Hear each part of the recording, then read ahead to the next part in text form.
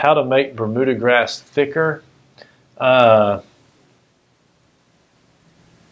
grass is, in particular, whether we're talking about common Bermuda grass or the Tifway 419 or Tex Turf 10, which are the Bermuda grasses, the two that we carry, we don't carry common Bermuda grass.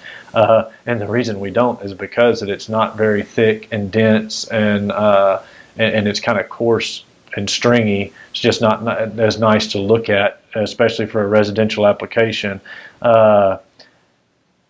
So the more frequently you mow any grass and you cut it off, you're promoting the lateral growth, the horizontal growth is what you're promoting when you do that, as opposed to the upward growth every time you mow. So if you mow more frequently and you follow those mowings up with water, and increase your fertilizer a little bit, those are all things that you can do to make any grass thicken up more.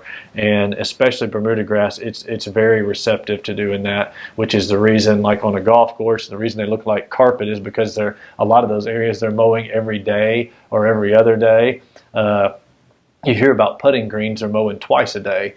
So they're cutting just a little bit off every time, but that promotes that outward growth, and they're following it up with water, and that makes a grass nice and thick, and makes it look more like carpet, which is how people describe grass when they get it to that point.